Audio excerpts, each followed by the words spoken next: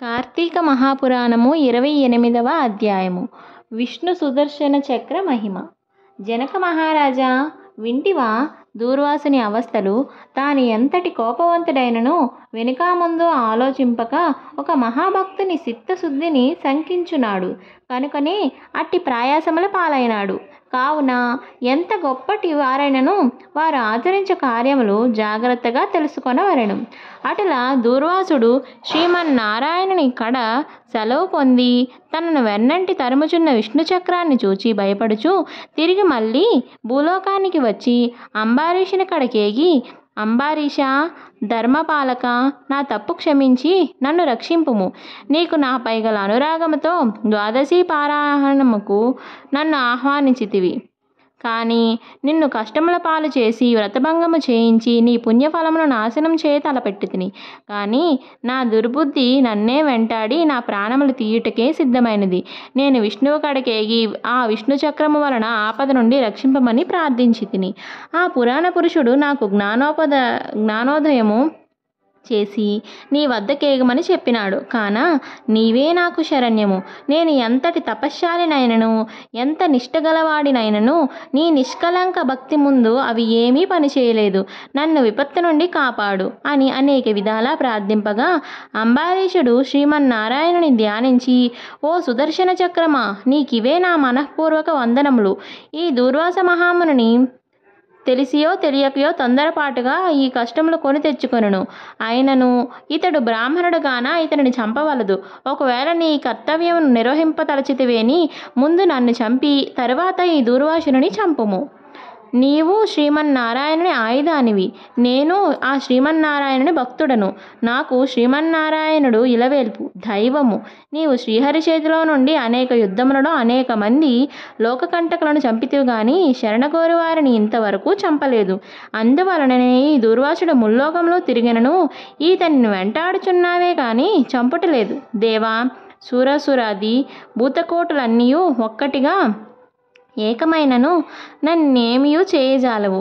నీ శక్తికి ఏ విధమైన అడ్డునూ లేదు. ఈ విషయము లోకమంతటికీ తెలియను. అయినను మునిపుంగవునికి ఏ అపాయము కలగకుండా రక్షింపమని ప్రార్థించుచున్నాను. నీ యందు ఆ శ్రీమన్నారాయణుని శక్తి ఇమిడి ఉన్నది. నిన్ను వేడుకొనుచున్న నన్నును శరణు వేడిన ఈ దూర్వాసుని రక్షింపుము అని అనేక విధములా శృతించుట వలన అతి రౌద్రకారములతో నిప్పులు క్రక్కుచున్న విష్ణు చక్ర ఆయుధము అంబరీషుని ప్రార్థనలను శాంతించి, ఓ భక్తాగ్రేశ్వర అంబరీష, నీ భక్తిని పరీక్షించుటకిట్లు చేసితిని గాని వేరు కాదు. అత్యంత దుర్మార్గులు మహాపరాక్రమవంతులైన మధుకైటబులను దేవతలందరూ ఏకమై కూడా చంపజాలని మూర్ఖులను నేను ధనుమాడుట నీ వెరింగుదువు కదా. ఈ లోకంలో దుష్ట శిక్షణ శిష్టరక్షణకై శ్రీహరి నన్ను వినియోగించి ముల్లోకములందు ధర్మమును స్థాపించుచుండెను. ఇది ఎల్లరకు తెలిసిన విషయమే.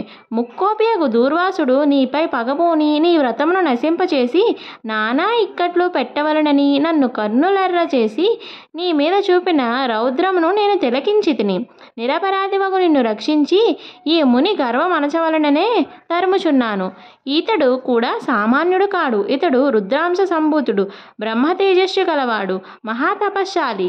రుద్రతేజము భూలోకవాసులను అందరూ చంపగలదు. కానీ శక్తిలో నాకంటే ఎక్కువేమీయూ కాదు. సృష్టికర్త యొక్క బ్రహ్మ తేజస్సు కంటెను కైలాసవతి యొక్క మహేశ్వరుని తేజస్సు కంటెను ఎక్కువైన శ్రీహరి తేజస్సుతో నిండియున్న నాతో రుద్ర తేజస్సు గల దూర్వాసుడు గాని క్షత్రియ తేజస్సు గల నీవు గాని తులతూగరు, నన్ను ఎదుర్కొనజాలరు. తనకన్నా ఎదుటివాడు బలవంతుడై ఉన్నప్పుడు అతనితో సంధి చేసుకొనుట ఉత్తమము. ఈ నీతిని ఆచరించే వారిలో ఎటువంటి విపత్తుల నుండి అయినను తప్పించుకొనగలరు. ఇంతవరకు జరిగినదంతయు విస్మరించి శరణార్థి అయి వచ్చిన ఆ దూర్వాసుని గౌరవించి నీ ధర్మము నీవు నిర్వర్తింపుము ముని చక్రాయుధమని పలికెను.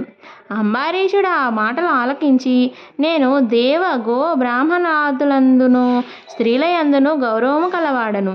నా రాజ్యంలో సర్వజనులు సుఖముగా ఉండవలననియే నా అభిలాష. కాన శరణ కోరిన ఈ దూర్వాసుని నన్ను కరుణించి రక్షింపుము. వేల కొలది అగ్నిదేవతలు కోట్లాది సూర్యమండలములు ఏకమైనను నీ శక్తికి తేజస్సుకు సాటిరావు. నీవు అట్టు తేజోరాశివి. మహావిష్ణువులో నిందితులపై, లోకకంటకులపై, దేవ గో బ్రాహ్మణ హింసాపరులపై నిన్ను ప్రయోగించి వారిని శిక్షించి తన కుక్షియందున్న 14 లోకములను కంటికి రెప్పవలే కాపాడుచున్నాడు. కాన నీకివే నా మనఃపూర్వక నమస్కృతులు అని పలికి చక్రాయుధము పాదములపై పడిను. అంతటా సుదర్శన చక్రము అంబరీషుని లేవదీసి గాఢ ఆలింగనమునర్చి, అంబరీష, నీ నిష్కలంక భక్తికి మెచ్చి తిని. విష్ణు స్తోత్రము 3 కాలములయందు ఎవరు పఠింతురో, ఎవరు దాన ధర్మములతో పుణ్యఫలమును వృద్ధి చేసుకుందురో, ఎవరు పరులను హింసింపక, పరధనములకు ఆశపడక, పరస్త్రీని చెడబెట్టక, గోహత్య, బ్రాహ్మణ హత్య, శిశుహత్యాది మహాపాతకములు చేయకుందురో అట్టి వారి కష్టములు నశించి దూర్వాసుని రక్షించుచున్నాను. నీ ద్వాదశి వ్రత ప్రభావము చాలా గొప్పది. నీ పుణ్యఫలము ఇందు ఈ మునిపుంగవుని తపశ్శక్తి పనిచేయలేదు అని చెప్పి అతనిని ఆశీర్వదించి అదృశ్యమయ్యెను. అష్టావింశాధ్యాయము 28వ రోజు పారాయణము సమాప్తము. మన ఛానల్లో ఉన్న కార్తీక పురాణాలని ఇంకా ఎవరైనా వినకపోయినట్లయితే ఇప్పుడే మన ఛానల్ని సబ్స్క్రైబ్ చేసుకొని కార్తీక పురాణం అధ్యాయాల్ని వినగలరు. హర హర మహాదేవ శంభో శంకర.